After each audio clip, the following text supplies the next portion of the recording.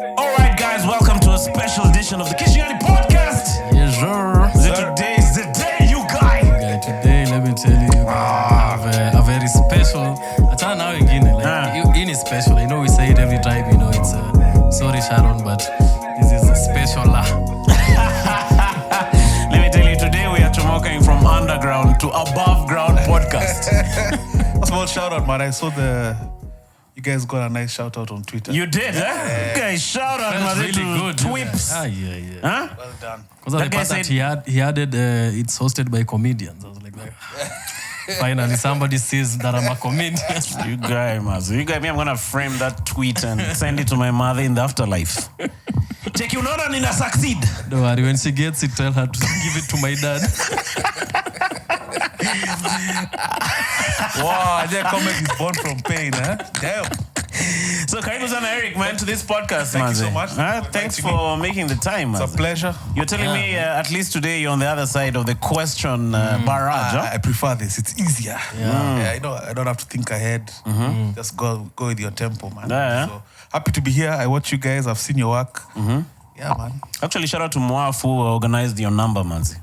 But he asked me many questions kabla nipe. Check utamuliza nini exactly? Scope ya questions zako itakuwa nini, bro? Really? I'm kidding. I hope I'm not a diva at all. See, you guys, you're easy. Because I texted you at some ungodly hours. Yeah. Then he'll text him say to 11:30 p.m. But then he asked my rider. Yeah, I hope you guys have wired the chums. Yeah. The chums are there. You guys, those chums hit your account juice. We're gonna pay you and then rob you up at here.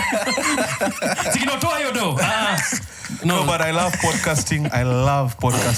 When you invited me, of course I know what you do. I know your work. So I was like, if it can align. Yeah.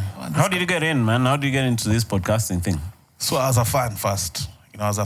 So I grew up always thinking or wanting to entertain. But I also kind of understood Kenya, for what it is in terms of just pursuing entertainment. So my version of escaping was to get an unconventional career as well. Okay. That's why I chose the career that I'm in. Because 8 to 5 for me, there was no chance. There was no chance, man. 8 to 5 would have been a struggle. From when? From high school? You already projected? From way back. From the time I was a child, because I'd go to my dad's farm and see what a law firm is about. I'm like, this looks boring, man. Yeah. I went to court. The time he took me to court to see, I'm like, this is not like what was Boston Legal, man. This is just some mundane. There's no fast-paced script writing going on. There was no glam. It was just files. Those files in that Kenyeji way. Yeah. So I always knew I had to do something different. And then I also come from a family of these 2 other aviators. Okay. And for me, when I used to see them and how they looked, I was like, that looks more interesting. So are these your bro? My uncles. Oh, okay. My dad's brothers, yeah. Shout out to your dad's bros for inspiring you, man. Vibaya sana. Chiki dad, I love you. But, ubro wako ni bamba. No, wewe uko sawa. But wewe hauna glam. But on the entertainment side, man, I was always involved in those 2. I was in Consolata. Oh, okay. Yeah. So I remember you guys used to win you guys in Swimo. What are you in? Westlands Primary. Used to be. Let's go and screw Consolata guys, right? Are you sure you used to beat us in Swimo? Yeah. Are you sure? Bad arses, you guys. NASA. That NASA. Yeah. Okay, a swimming pool. Me, I was in Kipkaren Primary Is that in Karen? That's funny. Okay, it's in Ocha, you guys. So let me tell you guys. In terms of a swimming pool, you'd win. But a river, you're catching us. You are good. So you're in Consolata? I was in Consolata. So we used to have some form of extracurricular activities by way of Consolata Day. So we used to get a chance to act. So I always liked the entertainment space, but I never knew where I fit. Oh, okay. Yeah, and then of course, trying to be funny at home. Being the funniest guy at home. Oh, you guys, you're killing it in the digs. In the digs, you guys, Chappelle, bana. And was the joke always working? Yeah, for the most part. Would you get cricket sometimes? No, not at home. Not at home. My brothers really can bear me witness. At home, you are doing the good ones. My sets were fire. Yeah, but in fire. Consolata, you are like just doing the open mic. And then the ones that work in Consolata, then you take them home and then you Consol was big fish, small pond. Okay. Because when I went to high school, I was in St. Mary's. And St. Mary's, the arts is a big thing, Okay. So Arts and Bake. Bake, rugby. We were good at everything except academics. Academics were average. I think those schools have well-rounded people. You can see me. How well-rounded I am, man. No, but for real, like maybe academics is not really pushed like in some of these schools, but like somebody has confidence, some of these basic things to work out. Well-spoken. Yeah, exactly. So I'd say Saints gave us a platform to just be yourself. Okay. So was that like the policy? Was it like intentional? Very intentional. When I think back, I know hindsight, the academics was light touch. So at first you can think, we have so much freedom. No. But what they're doing is, if you're a guy of med school, all the doctors in there still became doctors. Because they took the academics as seriously as they should have, plus more. The guys who just did what they needed to do, kina us now, like, at least my homework is kind of done, no extra effort per se. Me, I'm more interested in these other things, acting, a bit of sports, and just the non-academic stuff. So they just let us be and thrive. They were musicians. Those guys, our teachers didn't let us be. Check your copy, Manuel Kisiangani. Where were you in high school? I was in Kabarak. That's a good school, though. Yeah, man. This guy academically, though? Yeah, academically, yeah, it was. Got an A+. Far from it. And finally, if you're talking about high I school, got a B minus, which could see a C plus. Check it, my B minus. Check it. Hey. Check it when your C plus uka. Damn. But it's because my English was my best subject. But instead of writing a recipe, I wrote a prose. You know what I mean? Like the question was a trick question. Yes. Something about cooking ugali. Yes. So I was supposed to write a recipe. Me, I wrote a story about ugali. I woke the up at 6 Luzane, you a.m. could not take it anymore. Check it, the pitter-patter of feet towards the kitchen. What do you Guy think about education in the conventional Kenyan experience, the way we had it? What do you think of it? I think the CBC idea is a good idea. Like they have the idea, like they have the concept. But now hapo kwa implementation ndio shida, because these guys who are supposed to implement this is a product of this 844 thing where we were being drilled. It was a drilling session, like cram, get your answers. Like you can't even ask a question. There's a friend of mine who asked a question in primary school to a teacher called Mr. Wanyama. So Mr. Wanyama told him, I will show you what my name suggests. Then he fixed him, you guy. Hey. For asking a question. Yeah, man. Wow. So can you imagine that guy vis-a-vis this other guy who's from a more laid back, where you can think? Yeah. So I think CBC is a good idea, but maybe it'll take years for it to catch on in terms of how to implement. Plus, comparatively, man. I remember You guys that answer is polite. I remember school holidays. We'd interact with my cousins. I had cousins in Turi. Now, me, I was a fairly sharp kid in school. But then when you I'm interacting with these guys, I'm like, hatuko same. Like the things they're talking about, the way they're thinking, the way they're forming thoughts. The St. Andrews story guys. Yeah, that time. So now them, they're on another level. Even right now, they're. I mean, my cousin is doing things that are not normal by our age standards. But you could see it from back then, and I think it was the education that he was being offered. So I remember just seeing cracks in it for form. I'm like, hey, like, nah. What do you think of this CBC stuff? I don't have, from my colleagues, I don't have kids yet, but from my colleagues, they say there's a lot of work on the parent. And with less time. Who has time nowadays, man? Yeah, you'd rather be out there chopping drinks, man. So guys are outsourcing. Guys are buying a lot of stuff. I bet you there's a lot of house helps doing homework. Yeah. Because also it's like the type of homework you get is like at you go and build a matatu. Build a matatu. Yeah. So you need a house help who can do CBC. Imagine, can do CBC added advantage. It's gonna become a requirement by the for sure. That's gonna become. Can you build a matatu from scratch? Yeah. You guy. What do you think of that CBC? This guy is the academic in this podcast. Engineer. Engineer, maze. You guy. Engineer, tuambie bana. I think when it comes to 844, I think the way you say it is, first of all, the confidence to be yourself and to have that interest and to be curious. Like we were never given that opportunity to be that kid. I remember I was probably in high school, and then my sister, my sister's kids now, my nephews and nieces now, they went to Lights Academy, I think in Mombasa, and then they went to another international school. So every day, like, they are on holiday, and then I come to my sister's place. Like, I'd have trouble just speaking to them, not even because of the English or anything, but just they're more confident than me. Yeah.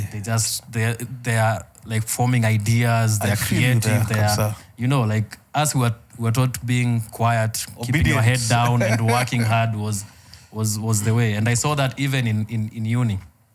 You know, you meet people they've been like that the entire life, like academically. So when they actually graduate and they get a job, or they start doing their own thing, like they don't zero social skills, which is very important. Our system had colonial tenets. So even I see it at the workplace, for example, the hierarchies that exist even in a corporate setting in Kenya reflect a lot of 844-ish manenos. Tell us about your F4 years. Was it similar? Or did you have like, when you're an F4, do you have... F4, you mean first officer? Yes. I'm still an F4. Oh, you're still an F4? Yeah. Because I've watched some of these flight investigation things where you find the captain is very domineering. But like, how is the scene That's in a brilliant question. So, in Kenya? yeah, so they're called warlords. The old guard, Warlords. the old... Warlocks. Let me try rope your audience in first, just to paint a background. So what he's talking about is that overloading kind of culture from your quote-unquote supervisor. So in the context of aviation, in the cockpit, you have a first officer and a captain. First officer can do exactly what the captain does, but the captain is the ultimate authority. So you're supposed to work as a team, right? But a lot of the older guard, now the guys who are being phased out, the baby boomers and guys in their 60s, they were trained, had that colonial thing. So you'll find now, if you find an A4 who's like 40, when he was in, a captain rather who's like 40, when he was an A4 15 years back, some of the experiences they had, and you could not be, to be seen, not to be heard, you know? Oh, okay. Yeah, that kind of environment. And this is a place where you're supposed, teamwork is Key. the ultimate protector of safety. Yeah. True. So if I feel I can't talk because you're overbearing, and that culminated in that Douala crash in Cameroon. Because the A4 on the flight to Cameroon, he had been berated the whole flight by the captain. For real? And just, you ain't shit. You ain't shit. Damn. I'm paraphrasing, but you ain't shit. Ah. Why are you doing this like that? Why is it like this? Why la la la? So, hey, you just, you know. Did you kunja up in the corner? So they landed, and now on the departure, the weather was not good for takeoff. The guy kept quiet. You know, as the first officer supposed to be like, I don't think this is. And when they took off, the captain got disoriented, got into an undesired state. The aircraft was in a spin. Instead of this guy correcting or trying to tell him you're turning the wrong direction, he kind of kept quiet. And from that moment, that was now the turning point of the culture in terms of aviation, even in Kenya. The West and all they were on this train Kitambo. Oh, okay. Yeah. There's a Japanese F4 and a Japanese airline where they had, I watched a video of a similar problem. The F4 was not, was it Korean? JAL It was Airlines. Korean. Yeah. Is it Korean? It was Japanese. Japanese, Where they have like a sensei culture. Yes. You're older than me, you've seen that sensei. that video. So this guy could not say much. But maybe he told him in the afterlife.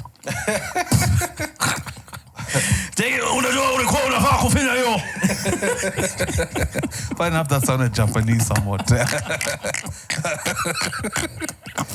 But now, because you mentioned that those guys are being phased off, but some of them are still there. Like, what are the measures being put to make sure that, is it instilling more confidence in like first officers, or just cancelling the warlords, you call them, right? The warlords. Yeah, they're called warlords, Yeah. So there's a camaraderie generally amongst first officers that usisumbuliwe. Like, guy, don't take shit. Yeah. We know the guys who give shit. It's well known, and we don't give them. You don't allow it, especially if it's not operational. Like the guys they'll try even police your ideologies. Oh, for real, huh? You know, They become like your dad. Yeah, trying to sun you, so to speak. Yeah. But there's now general consensus. There's reporting. You can report. There's snitching. You can snitch if you want. Yeah. So the warlords are being phased out. Okay. Yeah. In 2025, there are few. So you guys are gonna be different. You guys are gonna be. Of course. Some of my colleagues are my age. Some of my captains are my age. On Saturday when I was in Kisumu, my captain she's 31. I'm 34. Nice. And the synergy was amazing. I mean, the hierarchy is clear. We know who the captain is. There's no Was it risky flying with a female pilot? Okay, I'm kidding. Not at all. Not at all. I was just trying to annoy. Not at all. Jackie, you will talk about females while I'm here like that. No, I was kidding. So you're saying the synergy was polite. Yeah, it was, there's no ego. Once you know she's a captain, I'm the A4. you know your role in your place. Yeah, we know our roles. So there's no that I'm trying to be dominant. Man. Our generation is very different. Yeah. Where did you go to flying school? In South Africa? You started up Wilson? Well, my story for flying school is crazy because in there's a whole substance abuse disorder story. All right. So I went to quite a few flight schools. Started at Wilson, got my PPL there, private pilot license. That's the first license. In between there somewhere, there was a rehab stint here in Kenya. Then I went to SA. I went to a school called Progress in Port Elizabeth. Port Elizabeth is in South Africa, okay? You have to rope in our hosts. I'm thinking the rehab in Kenya worked because he made it to Progress. No, I made it, but hey man, it was still battling. It's a hard play on that Progress thing. I'm like, that's why I'll watch it on the podcast. No, we have to give that the Apple captain rim shot. The entire flight. So, Wilson, you're there. You finished PPL at Wilson? Yes, I was in Nairobi flight training, finished my PPL there. Like I said, there was a rehab stint in there. Do you want to hear about that? We'll get to that. Okay. Then I went to SA, did my commercial flying, almost still multi-instrument rating. Again, because of turn-up alcohol. I got my CPL, but I didn't do my multi. So CPL is a commercial pilot license. Of course, as the name suggests, it allows you to fly for remuneration. However, to fly the bigger aircraft, you have to do something called a multi-engine instrument rating. Multi-engine, more than one engine. Instrument rating, flying without reference to outside. So you can imagine how restrictive flying would be if you only had to fly visually. So it means there's no night flying. It means that if there's weather, there's no flying. So that multi-engine instrument rating is about 1 month to 2 month course. So I did that now back here. So I finished PPL Nairobi, CPL SA, multi Nairobi. What happened to those chicks who flew into the side of the mountain? The students, wow, right? actually I knew Barbara, yeah. So, man, rest in peace. So it was a culmination of a few things. So where they crashed, it's a high terrain area. The biggest killer of pilots is weather. Controlled flight into terrain. That is CFIT, meaning the aircraft is sour, the pilots are sour, everything's sour. But for one reason or another, you crashed into terrain. And usually it has to do with the meteorological conditions. Like, imagine a cloud covering this thing and you're flying around here. You have no idea. You can't see it. You have to have situational... What about the radar? Doesn't it pick up the... You have to have situational awareness by way of knowing where you are, knowing the terrain around where you're flying. Then equipment on board. So that aircraft that were flying, because of that specific company cutting corners, didn't have some equipment that would have easily told them terrain. So they ended up... Yeah, Paulie, man. Unfortunately, it was quite a sad story. That wreckage, I think, is it still there? I thought I saw someone on TikTok going to the wreckage like a vibe. I was like, hey. First of all, the wreckage it's still there. I found that peculiar. I saw somebody posted under that wameitoa, but I don't know now. Yeah. I saw some lady like, hey. Yes, I saw that. I saw that video. The wreckage. I'm like, hey, yo, wreckage, yo, vibes. I'm like, wow. What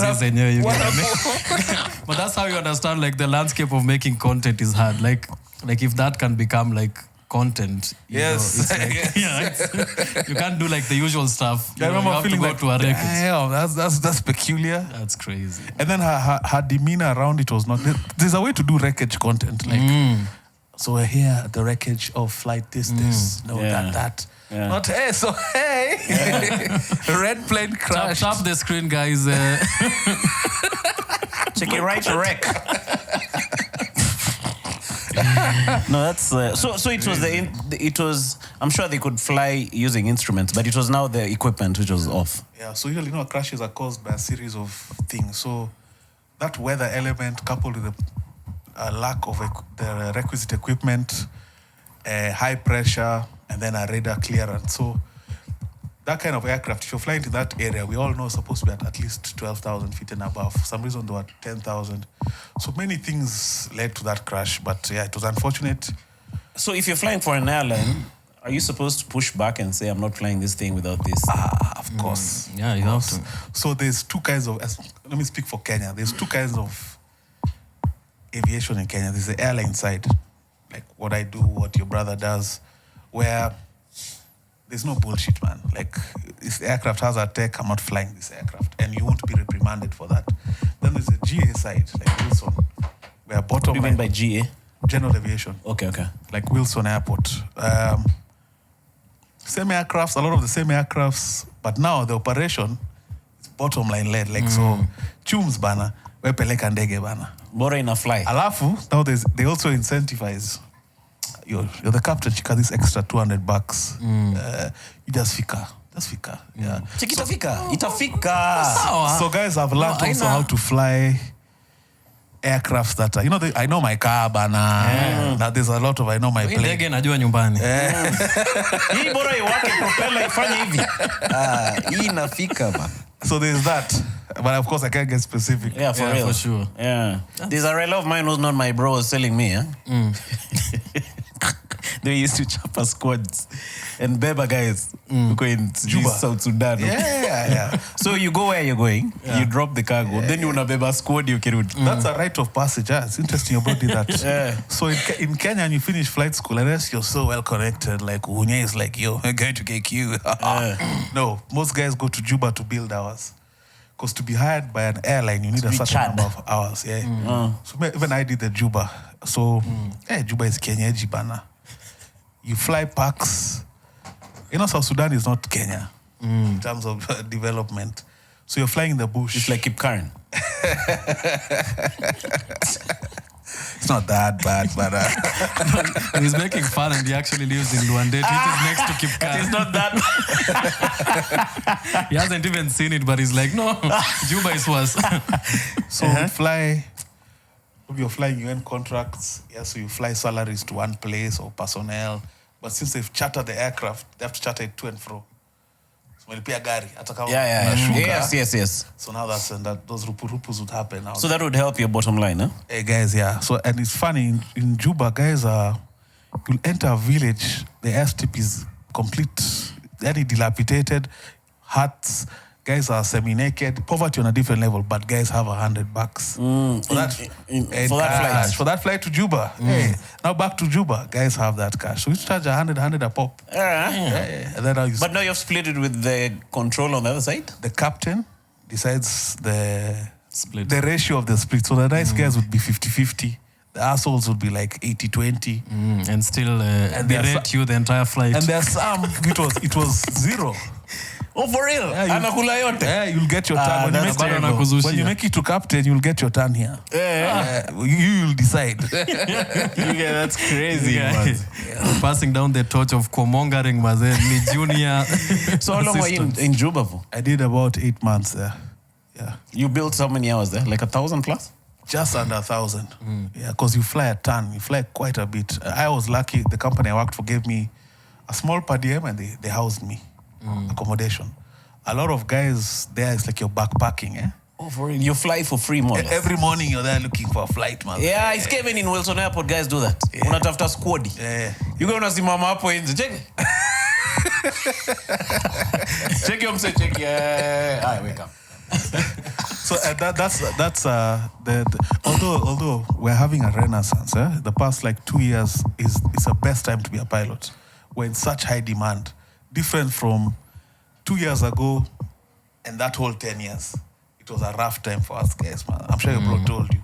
Getting a job was not easy. It was very difficult. But sometimes you have to bribe to get a job. Many guys gave up. Many guys went into other things. Selling locks. I know a guy who had a very successful cosmetic business actually, but he wants to come back into aviation because the demand is there. I didn't finish my PPL, but I did the ground school. Why didn't you finish? Right now I'd be making that money you're talking about. Take it, baby, take it. I don't think. How old are you? I don't think ground school. Take it, excuse me, control tower. It's not too late, man. No, I'm actually thinking of getting back. If you're what's this guy hating about? let me tell you, there's a friend of mine called Tim. The presenter guy. Former guy. Oh, did he finish his thingy? He just got his first license. Nice. PPL? You probably have to edit that out because Okay. you don't want people to know just yet. So he has his PPL now. Yes. So I'll edit the name. I guarantee you, if that guy finishes between now and before the end of 2026, he's going to kick you. Like he's gonna be a normal pilot. Not too old. No, he's 44. Yeah. He's legal to fly for another 21 years. You got a good bike, Kisiangani Podcast. Take it. Yeah, so Take it bash. Oh, but don't piga pod, eh? No piga pod. No, we'll edit out ile part. No, me, I'm flying out to. I kid you not, and your audience as my witness. If you actually decide to do it, there's actually a very high chance you'll get some very nice employment. Oh, okay. That's a good place. You didn't see the other day, Mr. Alan Kilavuka. Tweeted, Oh, yeah. telling about stop other airlines from poaching Kenyans. Oh, okay. Because guys are going. More money. The money the Middle East are offering. So imagine the vacuum. Yeah, true. No, but shout out to all the pilots, Mazi. See you guys in 4 years, Mazi. I'll give you guys some buddy rebate tickets. Check niaje bash nipe buddy rebate card. Wait, man, let's talk about, unless you had a question around that. No, I have a... the first question is like, what is the weirdest thing you saw in those 8 months that you're flying to Juba? For me, it was the casualness with which... So we'd fly to like rebel areas. Now Sudan has the rebels and the pro-government side. Yeah. So the government side in the bush, the airstrips are pretty bad. But the rebel side, it's actually worse than that. So I remember you'd see guys being tied up, like being taken to be killed. Maybe there are some pro-government guys that were caught. But then the airport manager is talking to you so casually, asking for landing fees. And some guys are being tied up. So I remember that casualness of the craziness. That took me aback. I had another bro we are a huge family. So one of my other bros was, he used to work for the UN, Juba. Pilot as well? No. He's a lawyer. So he was working with the legal, something to do with legal with UN, human rights. So he'd go visit jails, in South Sudan. Mazi, he said you can get jail and someone is need to the wall like this. Nailed. Clamped to the wall. He was describing just the way, like it's normal. Guys are nonchalant about it. The Guys, crazy there is normal. Guys are playing pool up watching you. And it's funny how desensitized you become as well. Within like 2 months. Because you can't even ask any questions. System. Or you get used to it. You acquiesce, man. It's just another day, man. You think that's how it was in slave trade days? Man, we once carried a guy who had attempted suicide. It was a domestic. I think the wife was cheating, but he survived. So he shot himself and survived. So his wound was oozing. His wife was cheating. Yes. Then he shot himself. Yeah, he was mad. Okay. Atanajiwa. Survived. Take your atanajiwa. Take it, pa. Take it. He survived, and where they were, there was not enough medical facility. So these guys did first aid-ish kind of thing. So by the time we picked him, the wound was rotting. Shit. So now the flight back to Juba, hey, boss, that cabin was stinking. We had to put Vicks. Where did he shoot himself? It was somewhere. No, it was somewhere near there. It was this area. So he survived that? Face, head, face, It went through... more face. But, bro, it was nasty. It was nasty. We had to put Vicks in our nostrils to survive the smell, man. So he was rotting? The wound was rotting. So he was heading for a treatment in... Now in Juba, because Juba is like now the Nairobi. It's like... Okay. So did he pay you $100? No, it was a charter. The governor of that area chartered us to... to come and pick that him. guy. Chiki niko na $50 peke yake. Shoot kwa kichwa. No, mnifanyie half of kama sura yangu. Yeah, that guy's face is ruined forever, man. So was it like a painful time, those 8 months? No, it was adventure. I had a lot of fun. It was so adventurous, man. I think flying is one of those careers where you're innately an adventurer. So I really enjoyed the madness. So your time ulikuwa acha drinks, sama bado ulikuwa unachapa drinks huko? I was in a season where I'd quit. So I've had so many ups and downs. And for me, it took me like 15 years to get now proper sober. with a lot of chaos in between there. Ups, downs, rehab stints, 4 months sober, relapse, 8 months sober, relapse. So that specific streak, I was on like a sober streak. Oh, okay. Yeah. Like Bash and I get rehab next week. Who? Boys. For real, for real? Oh, I was like, damn. Man. So during that time for Wilson, ndio ulikuwa unapiga drinks mbaya? Mad. It started in high school, actually. So I started drinking heavily like at 15, like Form 2. Damn. Where were you getting the drinks? In Nakumat. No, you're going to buy them? Hey. At Digs or no drinks? So what happened was my parents were I grew up in a very conventionally stable house, almost picket fence-ish. Your folks, what was your dad doing? And then at some point, when I was that Form 1, Form 2 phase, my folks were not seeing eye to eye. And I didn't know how to process it. I was too used to stability. And then coincided with the age of experimenting. Form 1, man, when you start drinking. So the first time I got high on Napoleon, I remember it was at Bandari Plaza. Napoleon, you guys. Do you remember Bandari? Remember Bandari? It's in West Sea. M2, I think it was called. It's in Westlands, right? Yeah, I remember Bandari. I remember I was drinking black ice, Suko Jew, then some Form 2 guy came and told me, boss, Tone Chini, bana. Took me to some chum. Okole. You place in Okole, Molly's. Okole came much later. Oh. But that area still has cheap drinks. Yeah, Molly's area. Yeah. That's where the Vite is. Yeah. Yeah. Near there. So he bought 2 napses, he poured for me, and then he made me pick a flash. And I remember... Flash here naps. The full drink. No, just okay. Yeah, damn. So I remember that's the first time I got a proper buzz, and I remember I loved it. And the rest was history, man. From that moment, I tried to get drunk at every opportunity. Now, every opportunity doesn't mean at every waking moment. Think about the context of high school. So I have school going, so Friday, Saturday, Sunday. Monday, hangi, first few lessons. Once in a while, I'd sneak booze in school. So it started there. That's where my booze story started. So by the time I was in flying school, at 19, I was, if it's level 1 to 10, I was level 5 alcoholic already. Like I was a guy of kutoa lock. I was a guy of, okay, so let me go fly, let me go do my thing. Then immediately after, I already had it already in the car. So after I do my lesson and my class, I go... So of course at some point people are noticing, like, hey, you guys, you drink. At first it's fun and games, like, hey, you have a tolerance. Then you go sharks and you have to drink your uncles who are in their 40s and 50s.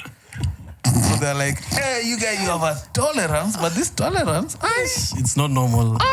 Like you're a big guy, but you guys know. You can't be drinking a liter to the face.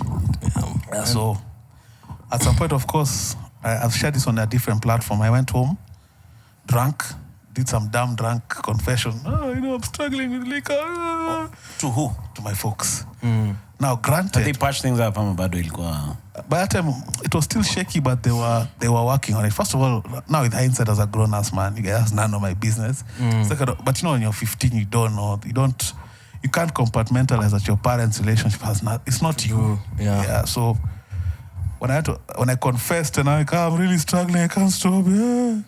By morning, that made arrangements. By morning, I'm so bad up. I'm like, shit. The ball is in motion, man. Oh, you're being shipped. Eh, bana. Kerugoya. The ball is in motion. Kerugoya Rehab Center. Check it. What do you call Ramenya? Rehab Center. Here I'll go. Yeah, man, I remember thinking, shit. How old were you at that time? I was 19. 19. Okay. Oh, kipelekwa fast rehab. Hey, I remember thinking, shit, man. Like, I felt like saying, hey, guys, so Jana, I was just drunk, like, psych. Gotcha. So, man. So, you know me, I've been in my drama, nini. See, I was entertaining you guys for years. Yeah. So, they took me to a very high-end rehab in Karen. I went there. What is it called?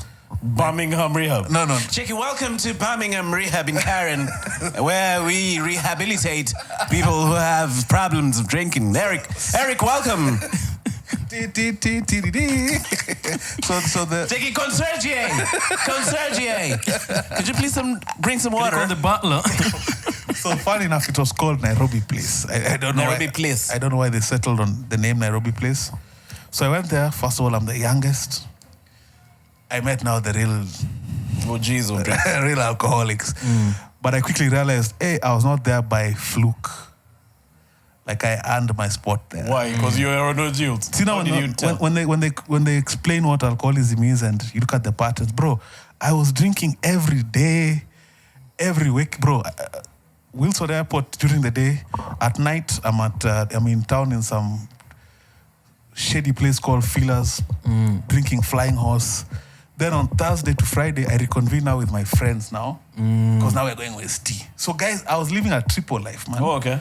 So when the guys told me, when they painted for me a picture of just how much I was drinking, I had earned my spot. But of course now there were the OGs for guys who sold their houses, divorcees. Yeah. Damn. Yeah, so... Guys whose parents have died. Are you an orphan? Yeah, man, you guys. Okay. You don't have a dad or a mom, you guys. Wale, man. I guess that's the meaning of an orphan. You didn't have to explain. The reason I'm asking is Sina baba wala mom. the reason I'm asking is because comedy is born from pain a lot of the times, man. Yeah. No, but for to be honest, my parents didn't die like a long time ago. My dad died in 2018. My mom. It's getting even sadder, bro. Like, these guys, you know this morning. These guys know these stories. My mom in 2023. Yeah, this guy, he lost his dad, but his mom is still around, you guys. So we have half. This podcast has a mom. Sindio. Poleni, man. That's not easy. That can't be easy. So what happens at a rehab? Like, what's the day one? So you have, of course, day one is just settling in, guys. Guys gather around to hear your story. What's your story? So when you check in like this, like you've been left there by your folks, you're like, hey, bye. You're shown your what happens? You're shown your sleeping quarters. You're shown around. You're told. You're given a rough idea of what the program entails. You're introduced to the rest of the fraternity there. You're told who's who. This is the chef. This is the who. This is the This is the A. And then these are your colleagues or your peers. And then your peers now tell you what happens there. So what's a day like? Typical morning, you start off with something called morning meditation. At what time? At around 7. You go downstairs, you read... Are you amshured or you're told to be there by 7? You'll be amshured. Okay. Yeah, but at some point, the whole point is for you to be able to get yourself up. Okay. Because some guys, of course, through addiction, you lose all semblance of structure. So Kwamka 7 is a foreign concept for some people. So you do morning meditation, and then you have breakfast, and then now you start different... So what's morning meditation for a guy who's just checked in from the streets? So it's AA based, Alcoholics Anonymous based. So you sit in a circle. You read a book, not meditation like... okay, hum. No, not that kind. So you'll read something from the literature from that book that pertains to addiction recovery, and then you meditate on what you just read. Like meditate means you go around the room. So hi, my name is Eric, I'm an alcoholic, and from today's reading, I resonate with this part, I remember this part, I remember... My addiction life was like this, was like that, was like that. Guys go around the room. You're sharing experience, strength, and hope, basically. Yeah. I know it's some strange verbiage, but that's the only way I know. But Bash, if you want to interrupt me with my 1,000 questions, just go ahead. No, it's okay. Me, Because sometimes I'm asking and I'm wondering if Bash wants to ask something. Me, I'm listening. Those questions are actually really good. Hey, sorry. Like crossing I don't and hog the taking- questions, you guys. So like day one, but day one you still have to share, or you're just allowed to relax. So they ease you in. We can start with your name and your story, how you ended up here. Did you come willingly? You came willingly. Wow, well done. Most people don't go to rehab willingly, but most guys wake up in rehab. Napigwa stopper. Kisiangani, kesho are you going to rehab? No, me, I'm okay. No, I don't have a problem. That time your family have planned behind the scenes. One day you're waking up, some guys just find some big strong guys here. Unaenda ama uendi. They beba you. No, we can do this the easy way or the hard way. The easy way is now at this point kubali. If you're still kicking and screaming, they just inject you stopper. What the heck is stopper? I don't know the drug, but it's a sedative, yeah. Oh, yeah. You know that thing? No, it's from the name. Oh, okay. You wake up in a new environment, man. Can you duck that place? You can't. It's very hard. A rehab. Yeah, rehab is fortified. Second to prison, bro. You can't just duck. But with no drugs. There are somewhere, guys. I'm telling you, rehab in Kenya is also it has its Kenyanness. Like the corruption has corruption equal. There are people who are just hyenas and vultures. Like you bring your family member with a problem, then they're just smelling blood in the water. Because they can smell the desperation for your famo. Cheki unaweza letea naps mbili kutoka Westi. No, not even like Cheki that. Napoleon gapi unasema? It's more of this guy looks like this family look like they can chomoa like 350K. So they just profile you. I think this guy needs 6 months. Oh, you're talking about the rehabs themselves. Yes, it's Kenya, man. So Shit. and then now when you're the guy going, especially if it's like your 4th rodeo, no one is trying to hear you. Tia says you wazuri. Where was?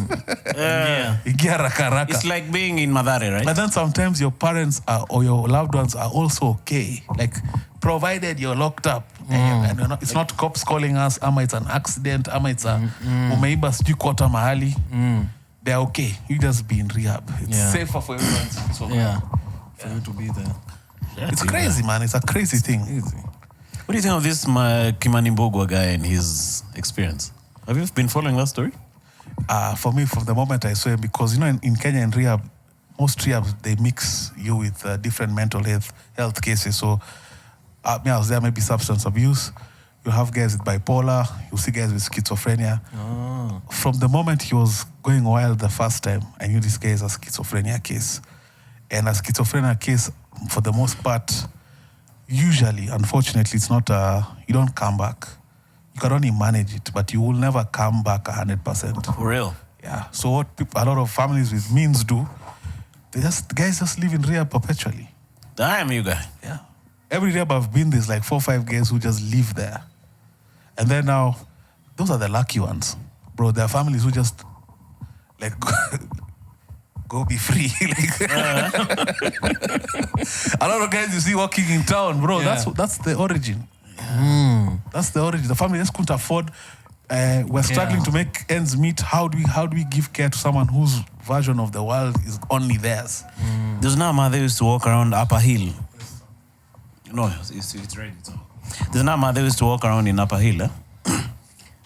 She just to walk around. She was clearly not okay. So guys say she's allegedly Amos Wako's former chick. Used to chapa laps hapo inapel check. Unajua dem alikuwa dem Amos Wako. Ni dem Amos Wako. But I don't know how true that is. It's some of the saddest things. When I see sometimes guys laughing at him, I'm like, and then also I can see how the medication has even changed his facial features, which is textbook with schizophrenia. So it's just sad, man. Oh, in terms of gaining weight? There's gaining weight. There's a way they lose. It's like you lose your essence. Yeah. That spark. Yes. So they are given meds? Yeah. For schizo, it's meds, man. Yeah. For you to just be calm. Because, bro, schizophrenia is literally, right now we're in a cave in Austria. According to me, everyone else is wrong. Okay. So my version of the world is only mine. So how do you live in the world? Hey, sugar, that's crazy, man. That guy amepitia sana, man. It's crazy. Are those meds expensive? Yeah. That's why a lot of them opt for Mathare, because it's more government. It's cheaper. It's subsidized. Yeah. But now with USA being shut down, you guys were in shit. So when you have your faculties, it doesn't matter what you're going through right now. If you'd even rather be depressed than schizo. If you know what's left and what's right, man, thank God. Thank your lucky stars, man, because that's a different ball game, man. Oh, yeah. Yeah. So was that 19, when you were 19, that was not your only stint in rehab? I did 8 in total, between 19 and I'm 34. So my last rehab stint was when I was 30, 2021. Tell us about that one, you guys. Whoa. So I'd come from Malaysia. You were flying already? Yes, I'd gone for some training. And then after being sober for a year, I relapsed. Just before we traveled to Malaysia, I relapsed. And I always share this story where, for an addict, when you've been sober for a while, the biggest fantasies are, look, I've been able to get a house. Look, I have a car. Look, I'm even past some of my colleagues. See that if I can do all this, then I can drink. That means you feel like you can control the drinks also. Yes, that's now the fantasy, the illusion that if I can put all these structures, I can surely control this. You've been sober for how long before now Malaysia? Before that, This specific the last time one, yeah. was like a year and like 2 months. You've been sober for a year and 2 months. Yes, before that specific relapse. So yeah, this ego is through the roof. Me, I usually know my signs. When I start having atheistic ideations, that's usually for me a red flag. Or when you become mwaf. Yeah, when I start having those. So even the other day I had to check myself because I was going through a season of like questioning God, and I'm like, I know that's usually a sign for me. So like, it's the ego. It's the ego trying to infiltrate. And for me, my ego is the easiest path to a drink. So I relapsed in Malaysia, almost died, yada yada. Oh, it was like crazy. Crazy. So it's not like if relapse then mean unasema leo wacha nipige drink, then you just pick up a light. So relapse for an alcoholic, especially someone like at my level of addiction, if I was to drink booze right now, I'm not stopping till I've blacked out, and then as soon as I'm up, continue. So in 2 weeks, you can't even recognize me. Because it's continuous. Because I've probably have lost weight. Now my lips are pink and solid. I probably have a few dents and scars. I've run through my accounts. I owe all of you money. Damn. So that's the life of an addict. So for me, there's nothing like booze or a substance for me. Yeah. Zero hero. Nothing for guys. Let's go have 2 beers. I still what the hell is that? 2 beers not better than 2 juices. Have you watched? Why would you want the drink without the effect? Like what? Have you watched Entourage? Entourage ya kitambo sana. There's this scene where I think is it the director or what? So I think at some point like the main guy was like the actor now. I think it's called Sam or something. Was having like drug problems, and then now they had to do an intervention. And then they were asking that friend of like the director, because he used to be an alcoholic. So they asked him like, why can't you drink 1 beer? Like, if I drink 1 beer now, you'll find me next week in my grandmother's basement, tying a knee, ready Like to inject heroin. Like, That's the thing people don't understand. Like, it's like relapse is like, one is too once many. I've tested it. They say 1 is too many, 1,000 is never enough. Yeah. Yeah, so for me, it's just stay away. Juicy, where was I? When we got stuck in Kisumu, we ended up going to the hotel at around 2 a.m. So now The flight was stuck? Yeah, we had a small technical issue, so we couldn't now fly back to Mombasa. We went to go to Mombasa. So we spent the night in Kisumu. So because we reached the hotel late, hotels don't have food late. So as the crew, like, let's go get food. Where can you get food at night? A club. Kisumu club. So we went to a club. You get, I stayed there for like 20 minutes. I was like, I could just feel the demons, man. Check Eric. Just one. Eric. Remember me? Have you watched Flight? Yeah. In fact, I was about to ask you if I believe Denzel at some point in his life was an alcoholic. You cannot portray it that well. it was too accurate. You cannot portray it. Because that thing once he realized the door was cracked open, and then the next morning they're finding him lit on the floor. Man. That is, despite having the most serious event the next day of your life. Yeah. When I went to Malaysia, it was a life-changing career moment for me. Why? We'd gone for some very high-end training. Oh, it was a training. You weren't gone for Jobo. We'd gone for SIM, for the Foka 50. Okay. And that was like a breakthrough for my career. Sponsored by the company. I didn't have the wherewithal. Wherewithal. You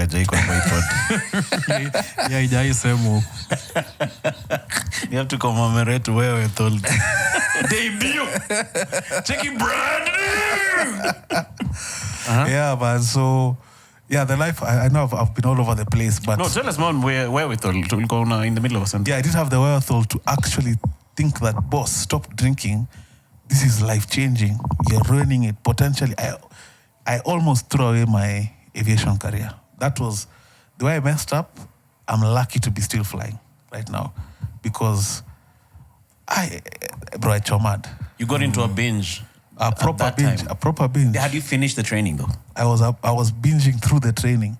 So I was drunk all through. But you made it through. I didn't finish. I collapsed. I had a seizure. So what happened was I'm binging through. I'm performing equal to my colleagues. So my ego is like, But of course, people had realized, like, this guy is not okay, man.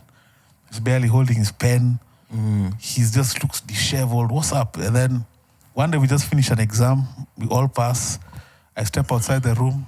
And then I just remember, like, the curtains, like the Looney Tunes. I passed out. I had a seizure. The instructor had to put a phone in my mouth so I don't swallow my tongue. Next thing, I was in an ambulance. Next thing, I was in a hospital. Next thing, training has been terminated. So I went from like a 5-star environment to Limuru, lining up for Kuni in quick succession. So I came back to Nairobi. From Nairobi, I was trying to go home.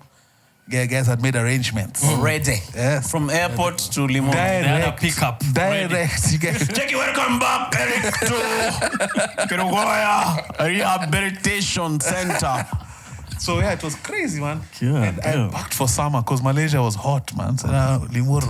And then you don't have you have no social capital to dare ask for a jacket. Oh, because you feel like you've disappointed people. Bro, it's your 8th time. But how does that make you feel, man? Your 8th time. As in, feel like think about the family environment for a guy with potential. 8th time. Think about the resources, the time, the heartache, the embarrassment. Now you're supposed to have penyad, you've chomad. Bro, I couldn't ask for a jacket. You guys just had him shaking there under some thin blanket at night. Damn, you guys. That's crazy, man. But that's the moment. That experience, that was my last time. I had it, man. That was like my breaking point. I said, you know what? Iki tu meniweza. It has won. Oh, you accepted? I was like, hands down, got on my knees, cried to God. I'm like, hey, it's won. The rest is history. I haven't looked back. Left rehab. Around this season, I'd already met my wife. She stuck with me through that stint. Shout out to your wife, you guy. Shout out to my wife. She's the MVP, man. Ah, you guys. So I left rehab, started from scratch, bro. Became an instructor at Wilson. Not a flight. I was teaching ground school. I was teaching the theory side. Did you see Emmanuel? Because he told us he was in ground school. And me, I don't believe him at all. Wow. Wow. So this, like, you couldn't even finish that thing you were doing? I couldn't. There's no Rudy Umalit? I couldn't. Plus, bro, I'd embarrassed even the company. Like, who are you working for the time? If at all you can say. I can't say that. Okay. But we're being trained by Malaysian Airlines. Yeah. But the scale of their operation, you know how big of an airline it is. Yeah. So for us to be sent by the company I was sent by, and then they're thinking, you guys sent us such a guy for training. Like, What the heck? when you don't know your guys, you know, like a guy who's drunk from day one till so there was nothing like that even going back. I went back to the company and I just went to say, hey guys, sorry about what happened. I'm trying to get my life on track. Because me by this time I'd already made a decision. So I was also not going there to kiss ass. I was just telling them know that I take responsibility. They're literally making amends. For what happened, I'm sorry. I'm moving on with my life. Cheers. But I think another thing, apart from you making the decision, is getting people to believe that you're actually now serious about. In fact, Like, that's another thought that messes with your mind, right? In fact, when you know you're having real recovery is when you don't care anymore. When you're doing it so that so and so can believe, I'm trying to get my parents to actually see that I'm doing well, or my brothers. The moment you stop caring and you realize it's just about me and my recovery, that's actually where the real recovery starts. So for me at this point, I didn't care. I knew at Chomad, I understood the path, I understood my role in getting to this point. I understood what the affliction is. I understood that no one is going to walk this journey for me, not even my wife. She'll walk by my side, but no one's going to walk the journey for me. So I started from scratch. Like I said, I lived in a semi-abandoned house with my fiancée at the time, girlfriend at the time. Because now there's no money coming in. I was earning like 30 G's a month in Nairobi. So my wife that time was still finishing KSL, Kenya School of Law, right? So she had a car allowance, so we used to share our resources. And my former boss, where I was teaching, she gave me they owned an apartment, but it was like abandoned for years. So like you can go live there if you want to go live. So we went there and made like a bedroom, like a little haven. And we built from there, man. So, of course, as I'm teaching, I'm applying for jobs. At some point, I thought my reputation preceded me, because we regret to inform you. You do an interview, you reach the last stage, you do the flight test, and then they pick the other guy. So at some point, I think guys were like, hey, you're going to hire that dead guy. Ule boys. Ule mse. Check it. Unachukua ule boys. But then took me 3 years now to get a flying job. Yeah, so at some point my current company advertised. Where you are teaching the ground school? No, where where you are now? Okay, okay. They advertised. See why I'm skeptical if you went to ground school. You can't keep up with logic. I applied. It worked out. Life-changing for me. I've been broke almost most of my adult life. So talking from me, I've touched money for real, somewhat by Kenyan standards, in the last 2.5 years. For the most part, I've been like that broke. Yeah, so getting by. That's getting by. getting by. Scraping. Hey, scraping. Our dates used to be, we used to go to Sanford, order one fryo and a soda and share.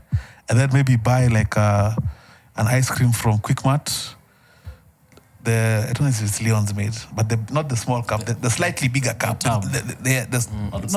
Tab is an overstatement. Yeah. The round one. Go home and share, watch the laptop. Yeah, amazing times come to think of it. It was so pure. You know what I mean? Yeah. Where do you meet your wife? It's a long story. So when I was still doing my multi, we lived in the same building. Long before we started dating. So I just spotted, I remember. You used to chungulia through the people. I remember taking a mental. I took a mental picture. Did you used to chungulia through the people? Queen mother. Which people? First I used to see her. You know that one on the door? No, the one on the door, you guys. Oh, okay. You know this guy from Kipkaren. I have to explain to him the basics. No, but for a moment, I thought you were picking it through her. So I was like, that's crazy. That's creepy. I'll be arrested. I was like, hey. Check it. Ulikuwa unachungulia mama. So she'd park downstairs and I'd see her in the through the balcony, and then now when she's walking up the stairs, checking. Then I measure a big Marty. So we lived in the same building. She was in Riara University at the time, doing law. Me, I was just finishing my multi. And I used to do a podcast. I started doing a podcast called The Grey Poo Pod on audio only on SoundCloud. Called there? Grey Poo Pod. It's a long story. Okay. With Brenda Obath. I don't know if you know Brenda Obath. Yeah. I used to post the audio in the building WhatsApp group. So she used to correspond because she used to listen. And I saved her as fan. I think I saved her as fan 2. Because those fan 1. So we used to correspond. And I didn't know that was the chick I had taken her. Till much later. So through the years, I'd always one day I managed to find her on Facebook. I'd always just send her a message. Then one day, way later, before now Malaysia, we started talking seriously. And we started dating seriously. And then now the rest is history. I'm not sure, guys. That's polite, you guys. We should make that into a freaking movie sponsored by. So you're saying Riara Law School is where the wives are? I was lucky, man. They're clearly not anywhere else. If you want a good wife, you know where to look. I don't believe University. I don't believe what people are saying about marriage nowadays. I think it's the best thing, man. Yeah. You just become so much more focused as a dude. I feel. I don't know the merits for women. Maybe my wife would be able to share. Maybe it's an opposite experience. But for dudes, you can find someone nice, and it doesn't matter what you have. That's another mistake people are making. Let me get like $1 million in the account, and then I'll settle down. Nonsense, man. Start with 0. I don't want $1 million. I just want like 5 socks. Check it. Nishafisha 5 socks. So wacha nitafute wife. Okay, ulikuwa Riara. No, but maybe because you had a nice chick. Yeah, I think I was lucky. And for me, I don't know how comedians feel about this, but me, I'm a believer. I believe in God. I did the whole atheist, agnostic, doubting. And in tandem with that was a lot of disarray in my life. So I found whenever I'm like, I believe in God and that Wi-Fi is connected, my life seems to be in order. Yeah. So I think God gave me a wife. Yeah, that's how I look at it. Yeah. Me, I was given a wife by some other guys. You're divorced, by the way. Is that a true story? I know you guys are cracking up. No, it is. I'm separated. Some other guys. Chick is enjoying this. We've laughed at his deceased parents. Now we're laughing at his divorce. My God. You've not watched this Who are podcast we? properly. So Cheki, so after umechomoka rehab, mtamaliza kucheka ama tutaendelea na hii podcast. So you've chomoka rehab, you've gotten the new job. So after that, it was just like, how is it hanging around? Did you change your set of friends? I didn't have really a lot of my I had drinking buddies, and towards the tail end of alcoholism, you don't even want to drink with people, you know. I loved the adventure of strangers. Random guys. I used to love that. I used to finesse guys, because I had videos of me flying like 2 years back. You can imagine asking for a quarter on credit. Well, me Mr. Lipa. Me. Sure, video. Okay. Never to be seen again. I had so many of those. Why is it so easy to get drinks, even when someone doesn't have money? Because it's by all means that the drinks have to. There's hakuna others. I used to leave the house with 0 bob, but I know I'm gonna go get drunk. I don't know how, but I know that's a fact. This is not a theory. Like, yeah. Damn. It is now street up on you, man. This is one of my arena steps. Yeah. Me, I didn't know it had a name. Yeah. Steps. The stairs. Up on you. Those 2 stairs, and then there's a cut. I don't know if it's still the same. No, over here there's a street. Like upper. See over here, it's called Kilundas. I mean it. Kilundas. So where I parked, Kilosh. Jojo's. Now you see, there's like a bar there. It's a bit fancy. At the end, there's some steps. Are they still there?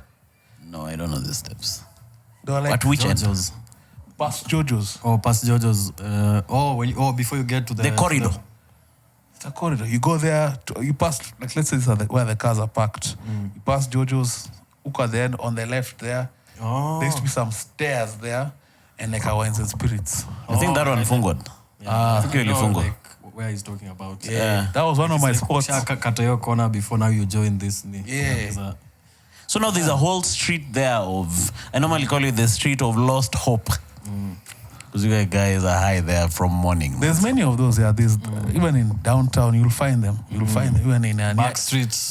Even 1824 LA. There's so many places where you'll find your people. You guys, there was another guy who used to be a footballer. I've told this story before. His name was Kevin Malumbe. That guy, there's once I met him in Tao, in one of those 2 back streets before they were called tarmac. That guy asked me for 20 bob. He actually used to live on this building, but he died, man. That guy drank himself, maze, to the sweet by and by, maze. It's actually a very sad thing if you don't get out. I've asked for 50 bob. You know, your dignity, and I mean the want for the drink versus dignity. You don't really care. You don't right? care, man. You don't care. Because it's all about like the next drink. Yeah. But anyway, fast forward, maze, umeingia nini? You got married before your jobo shikad ama mulimari uko mbele mbele? So I proposed while I was still teaching. Which proposed, you guy? Because no one who's ever proposed on this pod, maze. Who have we been hosting? I'm a bit of there's a romanticness or romantic. Did you go down on one knee? I did. I had Did you tell Andrew Kibe venye alikuwa kwa podi yako? I did agape. You know agape?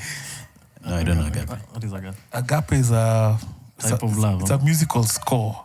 Oh. The Kanye West used it in his documentary a lot. Okay. Genius. And I had that playing the backdrop. I had some petals. I did it in Malindi. Did the full shebang. Went on one knee.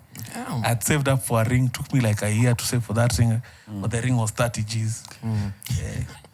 Yeah. So I proposed. I did the whole thing. And then now, for another year, as I was still teaching, that's when this job in Guyana. But we had already been planning to get married. I got married in December. A small ceremony at my parents' house. Something small. I think we were like, 60 guys? Yeah. How are your folks feeling about your... Right now, they Laugh about. Now they believe.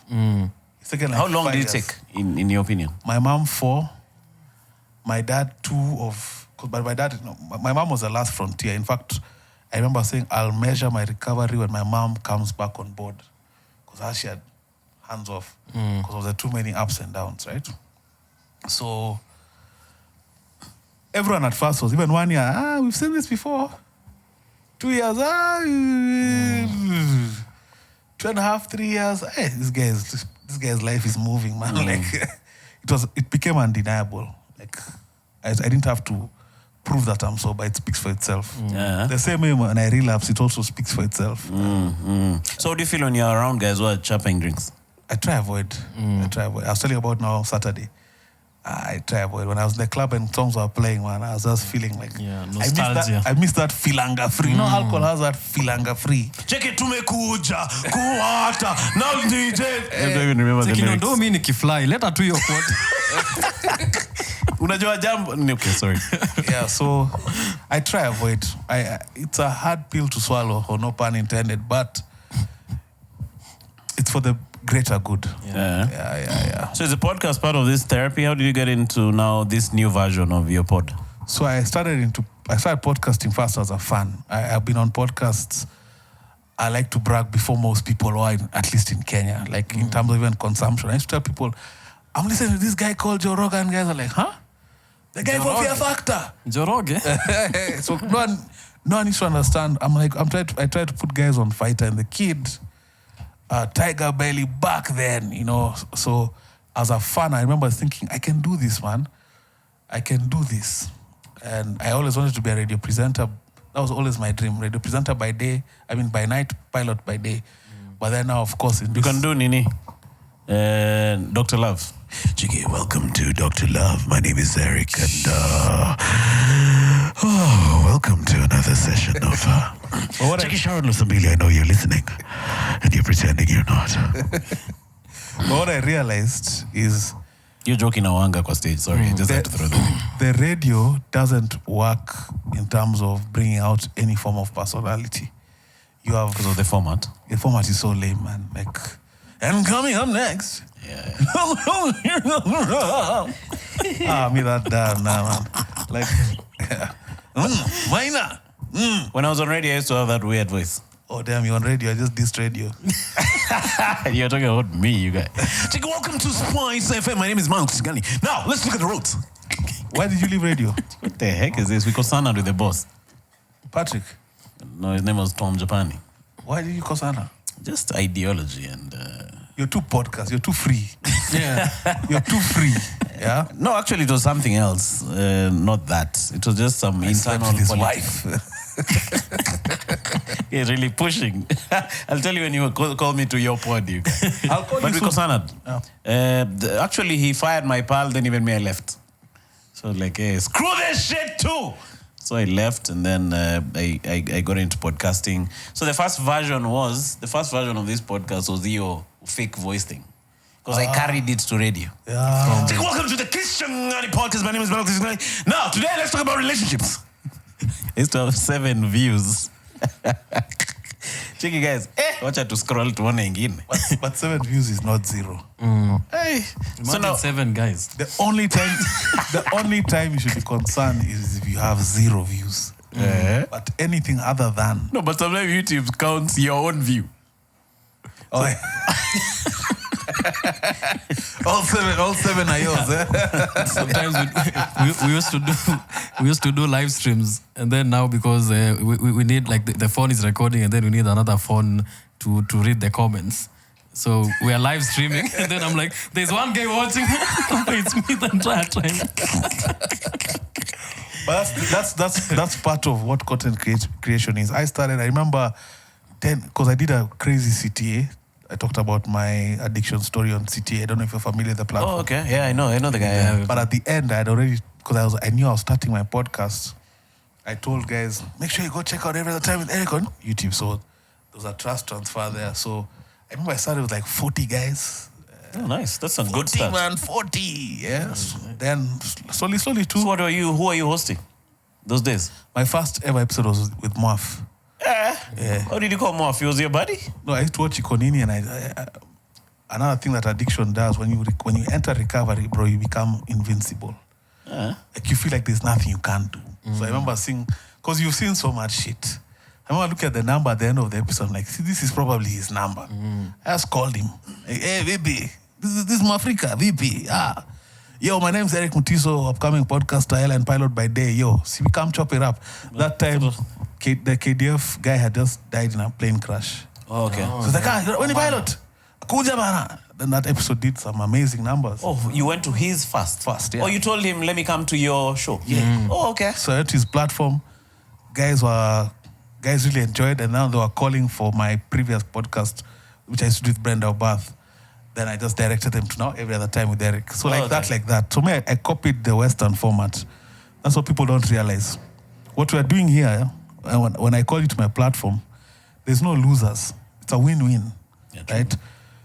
It's a pod sphere. It's supposed to be quote-unquote incestuous. You come on my podcast, you go on morph like that. Ecosystem. You keep growing it till you all benefit. There's no today I've seen Kisiangani, I'm not going back to every other time. That's a very stupid way guys think.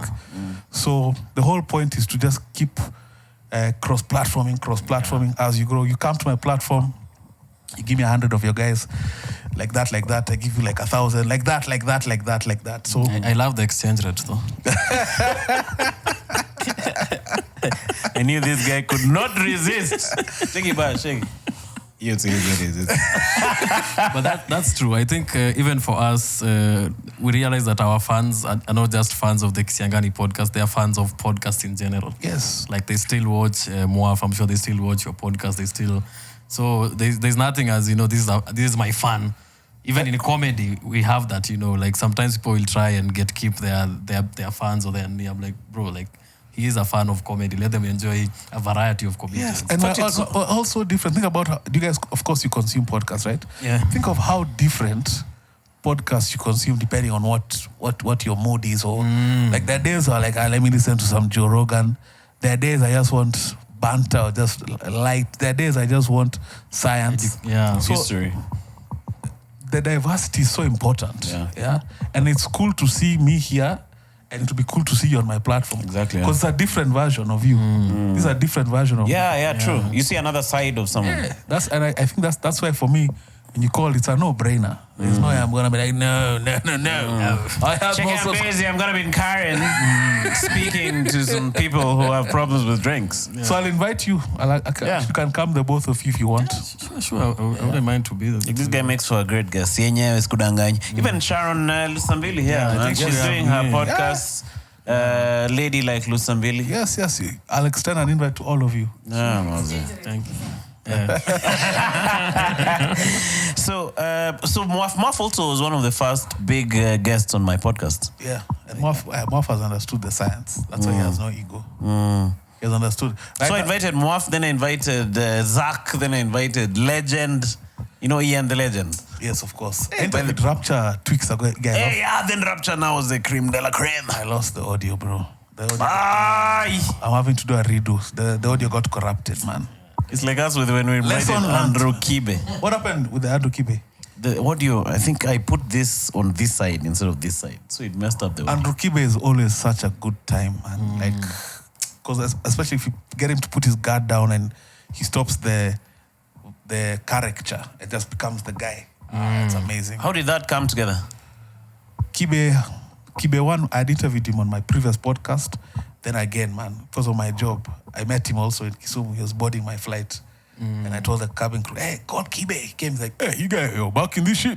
I'm like, you guys, I'm doing a podcast. You come through. Came. Imagine laughing at a pilot, you guys. Like, you're back in this shit. Man, it's like you're a makanga or something. No, but he was giving me props because he knows my story. He said you said you invited him to the original version. We had done before during The original one. Yeah, during COVID times, yes. Oh, okay. Yes. So now, by the time I was still calling. Where is that audio? I even have video, but I've not there. The audio is somewhere. Even the video. The video is there. So where is it? I have The original one. I've blocked the page. How come? How was that in the original interview with Kibe? Like, what was that like? It was viral. Yeah. It was viral. This was COVID times, man. It was viral. That's one that we shot from like 1K to like 4,000 just off that episode. He had already become a big deal by then? That time he was at Kiss. It was like when he was at the peak of his powers, man. Oh, okay. Well, of these radio powers, because the States was the peak of his powers, I think. So what's your approach to podding? Like, what's your style? Joe Rogan-esque. I'm not gonna pretend. I'm gonna pay homage, man. Joroganesque, man. We can talk about anything and everything. My MO is to humanize the person behind the persona. That's the whole point. So people have preconceived notions about people. You come, you just I get the dude or lady out of you. Yeah. How was it with Casmuel McDonald? Amazing guy. Had a very insightful, because That guy really vibes, though. yeah. I met him once. I've met him a couple of times. I met him at a comedy club. That's why we met originally, before he said this thing. And then... personable guy, right? Yeah, very personable. Then I used to meet him at protests. There's a time I went for a femicide protest. I found him there. Then we vibed. So we started chatting. So when he was really hot, I was looking for him, but he didn't make it for this pod, man. He went to all the other pods. Were you there? Was he on your pod when he was really hot at that time? No, I interviewed him a week ago. That was the first time. Yeah. So I met him Juicy Maze at a place called Dao Maze. That guy really said, now he'll come. I'll come, you guy. he'll come. Listen, I've set up, and that's part of the game. I've set up whole shoots. Because before, now I own my gear. The other time I didn't own it, so I was renting. So I've set up a shoot. Yeah, like 5 minutes to reporting time. Hey, Niaje, let's reschedule for next. Yeah, that's the problem of also hiring gear. So you have to just get used to that and just understand that that's at this point in time, this is how it's going to be. And it keeps getting better with time. Yeah, people are respecting more and more. Yeah, that's why I like this space. This space is on a weird building, but at least we control the space. You've already won. Because if you are renting, first of all, the cost. Because I remember the day someone didn't show up, I had to now improvise. You have to start improvise so that you don't waste the day. Yeah. My journey to 5K subs. That's how that. Also, now you just said Pig and Story into the camera. That's how that journey to 5,000 subs came. Yeah. It was never meant to be there. Check it, my journey to 5,000. Now, in terms of improvising in podcasting, let me ask you, what's your vision for this? Because this has a Fighter and the Kid kind of vibe. You know Fighter and the Kid? Brian Callen and Brendan Sharp. Yeah, me, I don't know. George is the one who can know them by the... What's the story? What's the backstory? What's the Fighter and the Kid? Two guys who are friends, comedians, and then now their podcast is just them social commentary. Yeah. For this pod, because remember I told you I feel like my years on radio, I didn't have my voice because I was hired. At that time, I was really broke. I just needed a job. So I was told, come and do this job. We're going to be talking about relationships. So my pal, his name is Eric also. My pal, that's his area. Like he loves, even now if I call him, Eric Omondi. I thought the Eric Omondi. Eric Omondi, not the comedian, another guy. I thought you were being casual. No. William. No, funny enough, this guy was... William. So this guy was actually the manager of Eric Omondi, the comedian. Yeah. So this guy, relationships is his area. Like he'd talk about that all the time. So now me, I just was opted into that thing. But me, that's not my... Did you have any radio training? No. We did some sort of video series with him on YouTube. It was called Bare Knuckles. So I used to ask him questions, then he riffs about relationships still. So you were hired off that. But now those years of mine on radio, I don't feel like I was myself. So I started that weird pod, then I stopped. And then I went back to doing comedy. And then now I wanted a place where I could just be myself and speak with my own voice. And then when I started, we did a few episodes. Then I did one with Bash. Then Bash jumped on. And another guy called George Ndota. Yeah, this guy is a funny child here. I guarantee you, and I'm not saying this as a Pastor Nganga, I'm some weird pastor. I guarantee you, just keep doing it consistently. Think 10 years. Just keep doing it. Don't stop, bro. The way everyone is moving from conventional media, where typically the way Africa works, we're always the last guys. But if you just keep doing this, I sometimes look at my previous pod. If I didn't have a break, right now I'd be on like 250K, based on the trajectory that we were on.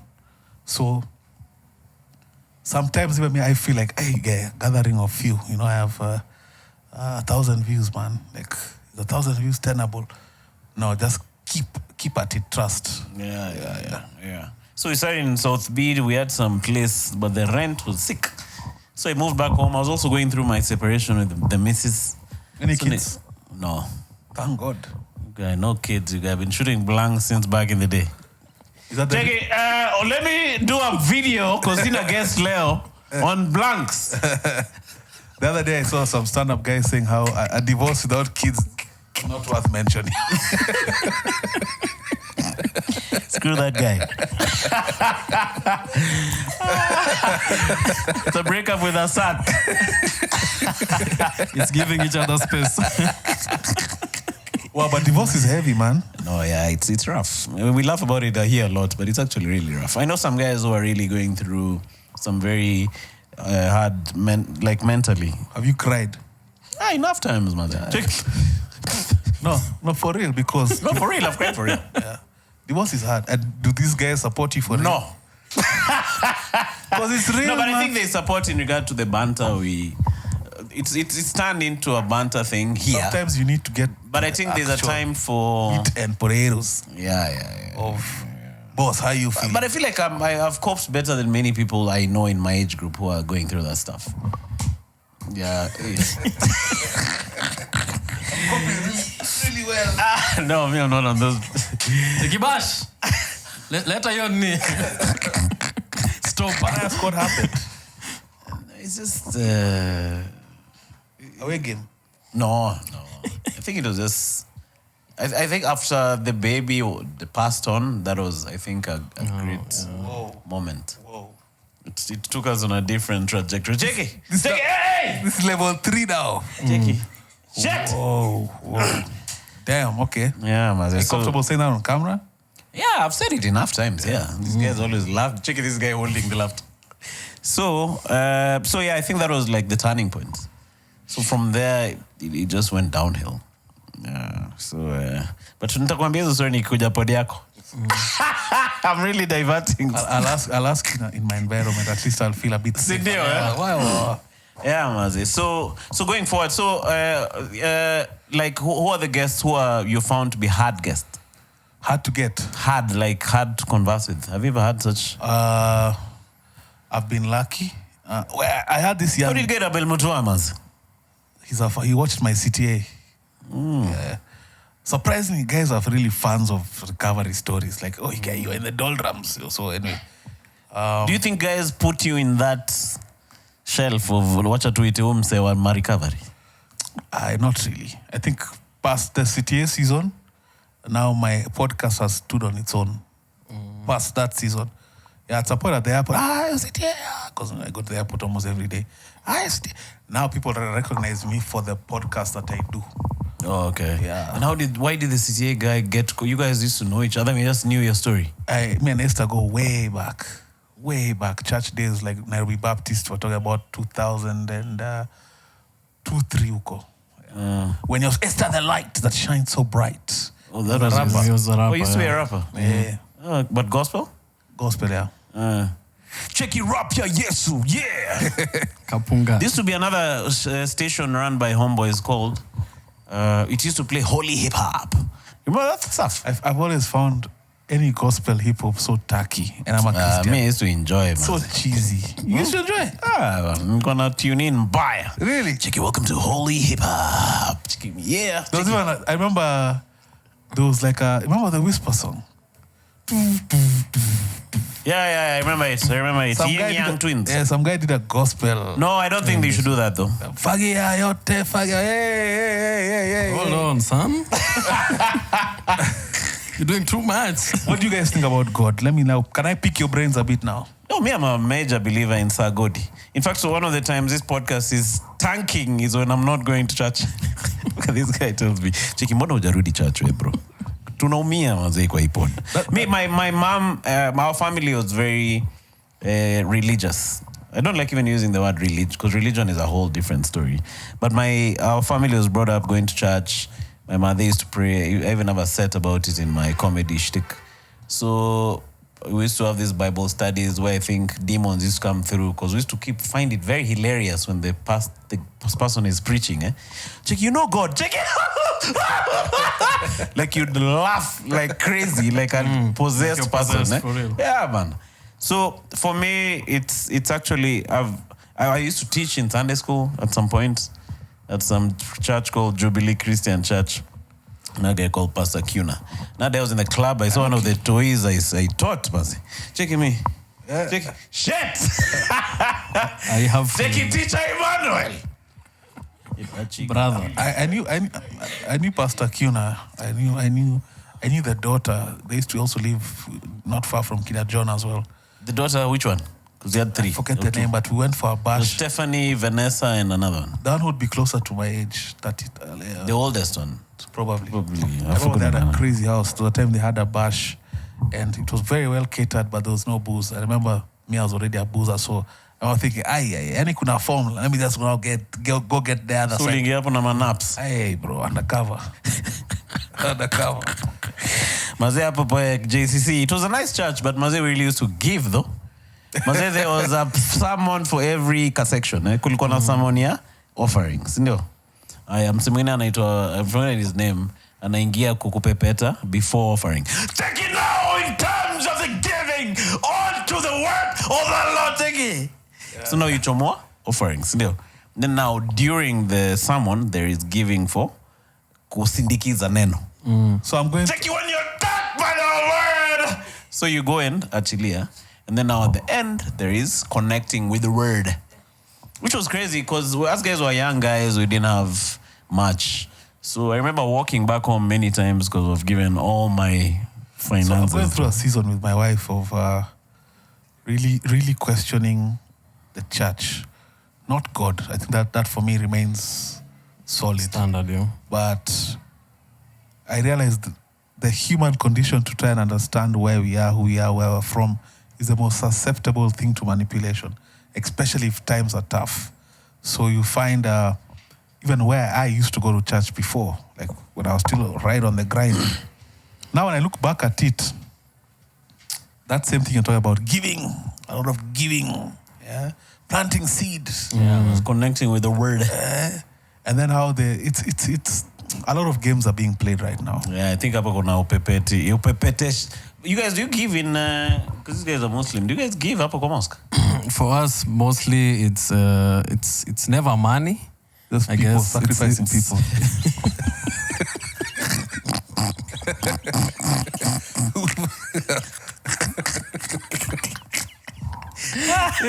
That's hilarious. Aye. But it's mostly of like sadaka for us is, you know, if it's sooner to give. So if there's a mosque and it needs, let's say, a borehole, you'd rather dig that borehole than give the sheikh the money. Okay. Oh, like even like after Ramadan, like the morning of Eid, like there's a knee where you don't go with money, you go with like foodstuffs and you give with to the less fortunate. So for us, it's more of tangible stuff. How does your family feel about the secular nature of your comedic exploits? I think my mom actually used to be a very staunch Catholic, and then she converted because she got married to my dad, and now she's like a very now strict Muslim. But I think she understands it to an extent. She completely does not understand what I do. Up to now, she thinks it's a face, like me being a comedian, considering I'm an engineer too. So there's a lot of confusion towards that. But I don't think like... Has she ever come to watch your set? Not yet. Even my family, none of them have ever come. None of my siblings have ever come. They've never seen me on stage to Your see. brother, your Kiki brother, your... Sorry. So the younger ones. I'm talking. My older brothers have never come through. The younger ones have come once or twice. As a comedian, are you a pariah? I don't think so. Them, they just want you to be able to carry your weight and not become a burden to anyone else. As long as you can pay your bills, you don't have to call the family for anything. Does comedy pay right now? Okay, right now it's in a different place from when we started. We started in 2017. 2017, no one was getting any money. Now people are doing shows like this weekend. There was a guy called Maina Munene and Justin Wonder. You should have those guys on your pod. Very serious guys. They sold out some show. It had activists, UN guys who had, like, the place was packed. And that's good money if you translate the attendance and the quality of the people who are there. But that's happening now. So it's in levels. There are people who are starting out and they're still going through a tough time because they're building the craft. But there are people who have been there grinding through the years and now they're getting a reward. But it has been a slow grind, you know? Like the increases have been, it's been, first you start with 3K, you do a random hosting gig, you're paid 3 Gs. It gone up, you do a Saturday gig, you're paid some 11 Gs. But now guys are making, there's someone who was telling me the other day, he's made like 70 gigs from one weekend. Can I tell you So one thing I see from the outside looking in? You guys you appear splintered. So I feel like there are so many factions. Correct me if I'm wrong. Like I feel like there are many banners and umbrellas and so I keep seeing, I'm like, but why aren't these guys together? No, I think it's a good thing that there are splinters because that means competition is actually good. It's like Safaricom, Airtel, and the rest. If it's just one monolithic thing, there won't be a lot of diversity. The splinters have not occurred organically. It's obviously Kosana and then you go start your own thing. Or someone just growing it, starting his own thing. But it's a good thing because you draw in another section of audience which will never ever come to a comedy show. So when that grows, if you start your gig or Bashir starts his room, there are people who will never come to my room, but I'll go play at his room. Or if I'm running my own room, I can leave him hosting my room. Me, I go do a fresh audience at his room. So for me, it's not split, it's actually growth. So that growth, it's like some sort of branching, you know, it'll keep branching like that until comedy will become a huge thing where everyone has been educated on how a comedy show runs. If I put up a big show, an audience will come through and they'll know what to expect. Are you guys moving to Texas?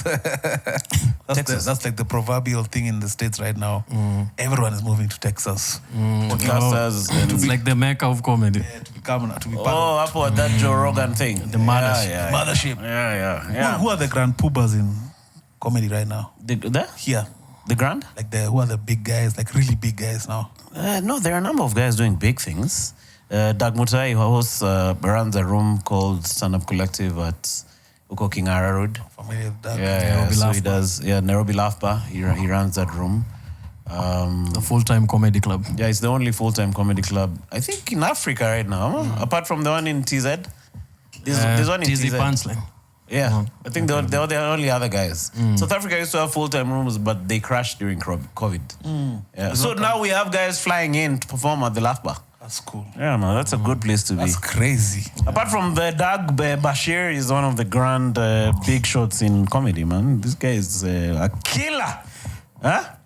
I'm a student Why of are you the being game. humble up on the side? I'm a student of the game, man. Him is one of the new pioneers. He's one of the people who actually started this English stand-up comedy thing. Yeah. Yeah, That was such a positive shift. I'm not faulting our different tribes and Swahili, no, but I think for us to reach that next level, English-speaking comedy was important. Have you been to any of the shows? Apart from the ones I was... He actually performed. You performed? Back though, I was... Blues. You performed at Blues? Yeah. When? Because he wasn't here, I was saying. Oh, damn. Yeah. I did open mics there. I did just 3 performances. I was telling them earlier, I did 2 sets, did really well. I bombed on the 3rd and I stuck at. On a Monday? Yeah, Monday. Oh, you came for the Monday thingies? Yeah. Why didn't you stick it out? Say ungekuwa kila unajaza maroom, eh? I chickened out, man. The entire time I'm thinking, you had a drink at that time and you didn't invite me. At Blues.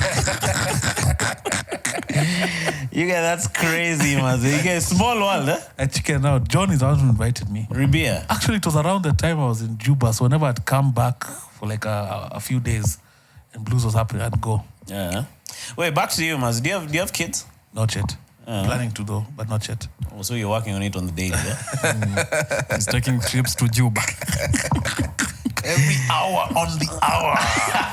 Check your eye, babe. It's time. Amka. Are you looking forward? Like to the idea of getting kids? So I'm a very pragmatic guy. So it was either do you want kids or do you not want kids? So I fell on the side for I want. So when wife gets pregnant, I think I'll now start thinking about it like more deeply like that. If I'm excited. Right now it's neither here nor there. Do you have a child fund? Yeah, that I do. You guys, shout out to planning ahead. Yeah, you guys. you have to. I never want to pay school fees in real time. I remember one of my bros. In real time. Like you'd rather be paying from money that you saved you Yeah. Remember our parents, man? It was always like school fee season is here. Now you have to go and find money to pay like, fee. I wouldn't want that. Yeah. But now it's good, man. But everyone who has kids is telling me like, enjoy now when you don't. Yeah. Like enjoy your marriage now when you don't. Enjoy the liberties you have now when you don't. Kids are amazing, but I'm scared they don't change much in terms of the marriage.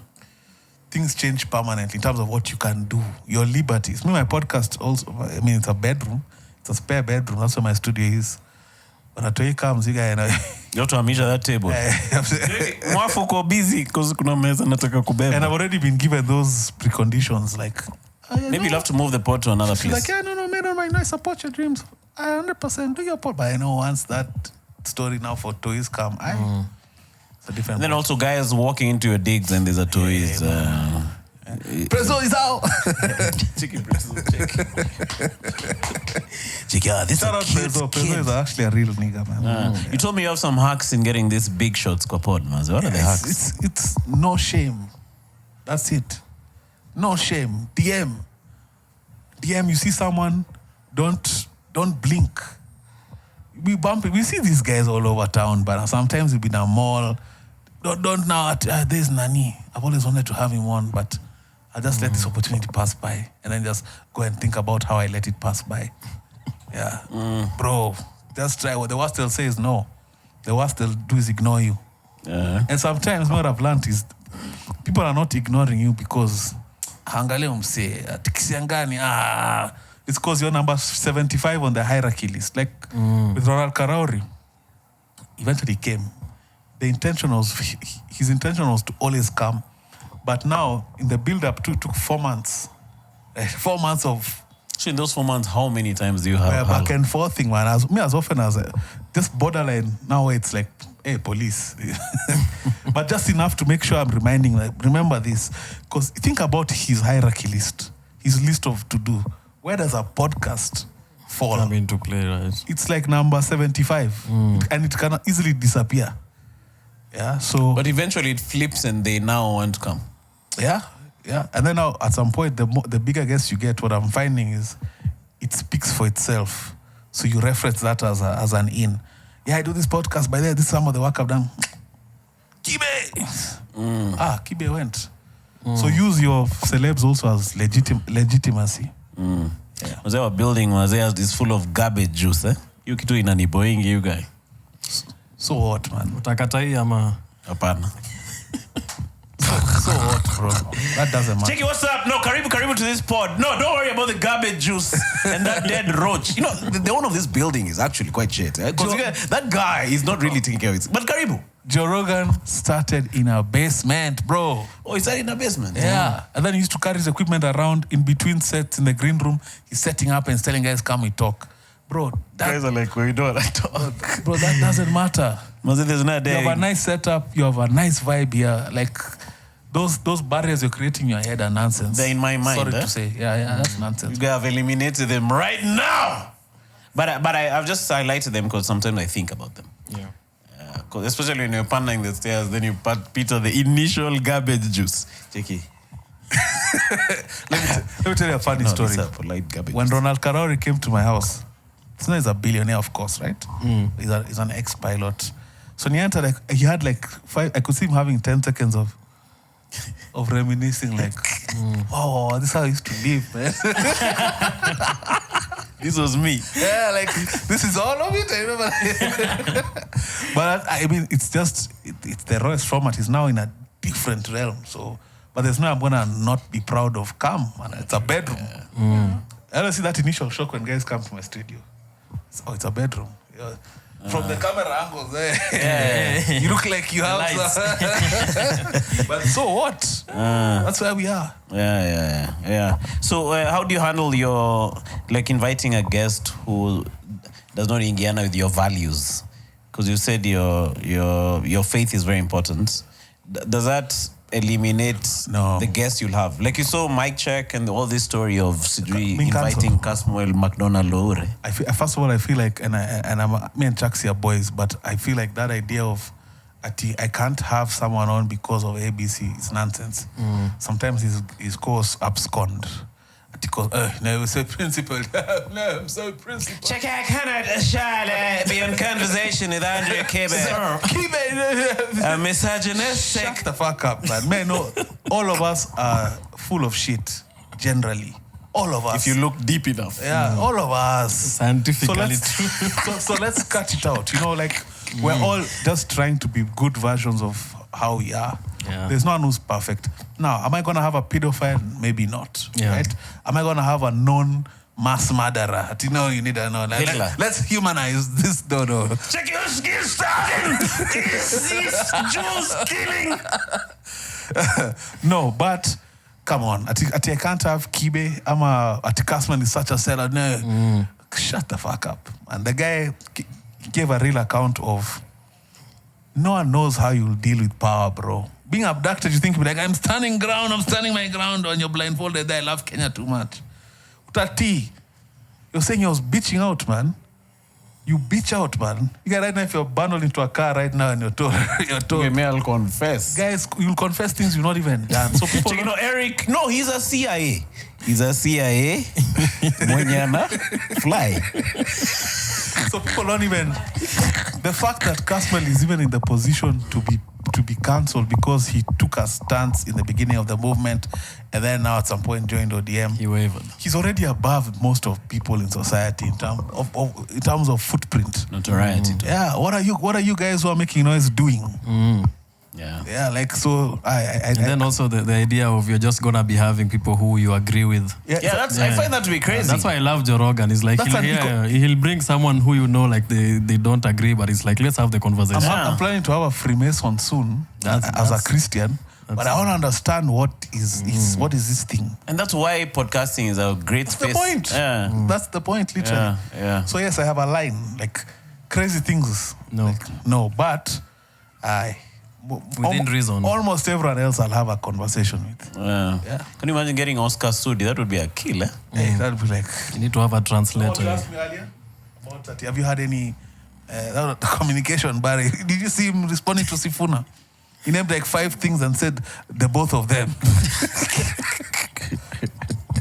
Yeah, I was asking you which guest you've had who was a hard guest. There's one kid, his manager reached out to me. He's called Kadusko. He's big on TikTok, and he has his kids, young kids like him. Yeah, he was very one answer. So, hey, man, so when did it start? Yes. It started last year in January. So how long have you been doing this? 2 years. So, that kind. I had to pull it out of him, and then of course eventually got more comfortable, and then opened took up. a while, eh? Yeah. I don't know about you, but I feel like if you're having a convo with someone, it takes around 40 minutes for you to get them to calm down and now relax. Kabisa. Yeah, even that's happened today. Caswell at some point was talking to me like he's telling me secrets. Up on the pod. Like, hey, do you know? I'm like, bro, camera. Do you know these guys are like this and like that, like this? Like, yeah, that's the point. So, yeah, to answer you, no. So what do you think, as we're wrapping it up, what do you think of local politics? Like, how do you think it's going to go? Gen Z, do you think it'll have any impact on the next election? I think the system, so to speak, is more organized than the anti-system. And that whatever happened last year shocked them properly. And they are now planning themselves in a way that they're tying all the loose ends around it. And they realize that all these guys are for sale. Everyone has a number. I think that's one of the things they've realized. To split these guys is just plata plomo, lead or silver. And lead in Kenyan environment is not necessarily that I'm going to kill you. Just make your life hard, man. It's in KRA towards you. And KRA, all of a sudden, your parents are being harassed, your family members. So, like, they can just make your life a living hell. Now, unless you're Miguna who has the gusto to see that shit through, most people don't have that. So I'm curious to see what happens, because also convincing us that he won is going to be hard. I believe in Kenya elections about believability. It has to look 50-50. Then now they rig. So it's like, and yeye umse angeshinda. Between the two maybe, you know. But if it's looking 2080 and then the 20 guy wins, it's dangerous. Yeah. You saw Chebukati Maze died, man. That job is not cast. You think they got him out of here or he got sick? I think he got sick from regret. I saw Isaka. Cheki mimi na regret sana hizo vitu nilifanya nilipopika hiyo cast. I think Isaka San said it best. You know, remember Isaka San? Yeah, he said he wonders why people apply for that job. I think guys apply. You know, Can you imagine the pressure? And then the pressure is coming in equal measure from both sides. And bro, the kind of silver they're offering you is like, hey, yeah. Maybe the job is not even cast. It's just like 4B, 3.5B. Can you imagine that guy? Last time, remember, there were videos of guys actually going to his house. Remember, at some point they started chomaing. And Tuju started saying things like, I have CCTV footage of you at my house. Like, they started chomaing like the actual secrets, the fact that they buy the elections. So imagine being the guy who's being wooed. Ish, me, I cannot.